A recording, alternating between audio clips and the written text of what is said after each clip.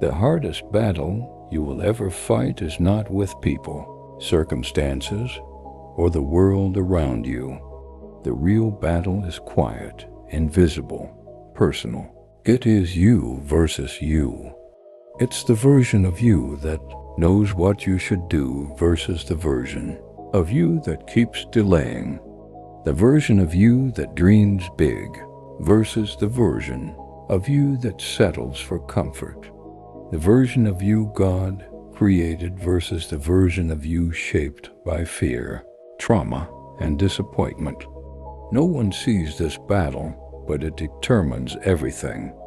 You don't lose because others are stronger. You lose when your discipline gives up before your destiny shows up. You lose when your excuses become louder than your calling. You lose when you keep blaming the world instead of confronting the habits destroying you in private. Most people don't fail because they lack potential. They fail because they never mastered themselves. You pray for change but resist discomfort.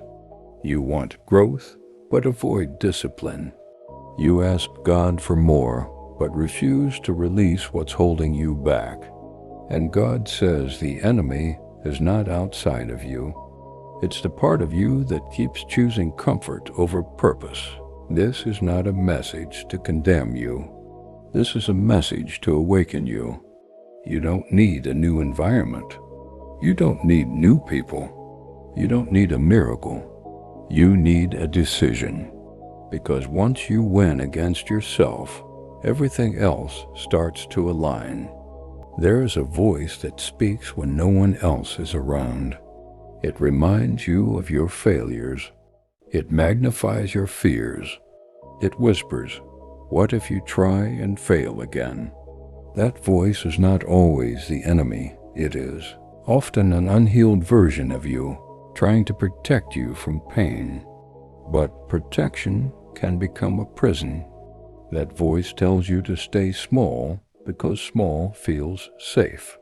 It tells you to procrastinate because waiting feels comfortable. It tells you to doubt because believing again feels risky.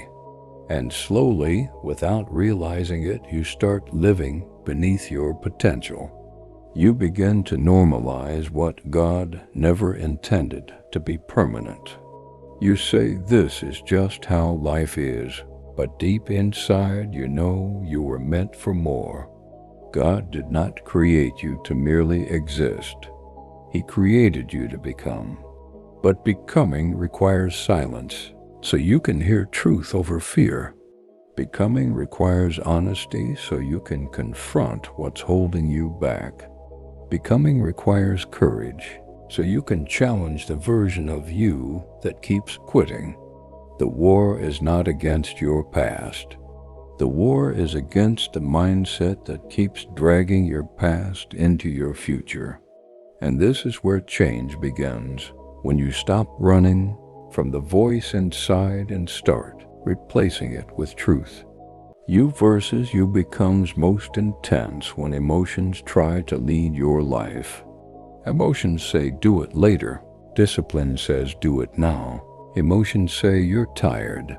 Discipline says you're capable. Emotions change daily. Discipline builds destiny. Most people wait to feel motivated before they act. But purpose is not driven by feelings. It's driven by commitment. You won't always feel strong. You won't always feel inspired. You won't always feel ready. But discipline shows up anyway. This is where growth separates people. Not talent. Not luck. Not connections. Consistency.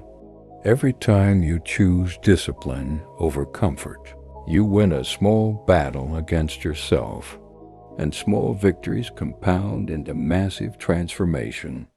God honors discipline because discipline reflects stewardship.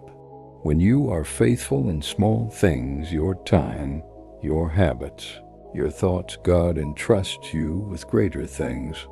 You don't rise to the level of your goals.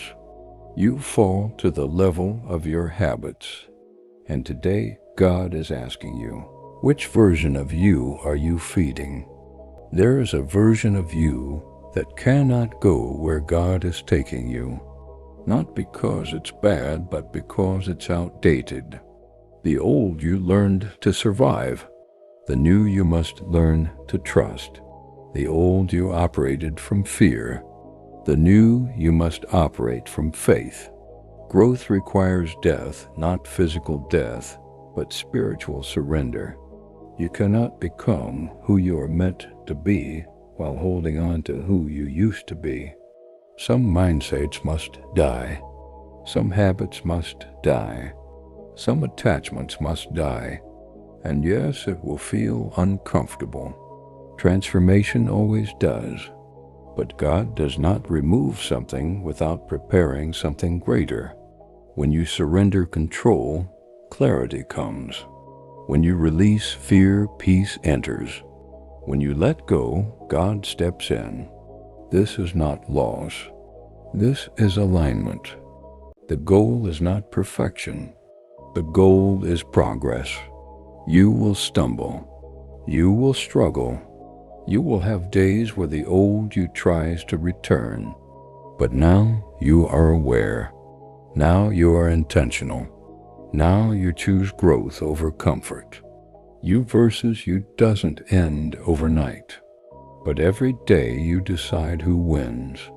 And the moment you choose discipline, faith, and obedience, the stronger you emerges.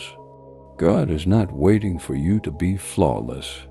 He is waiting for you to be willing. The future you is watching. The healed you is waiting. The fulfilled you is calling. When the battle within and everything else will follow. Amen.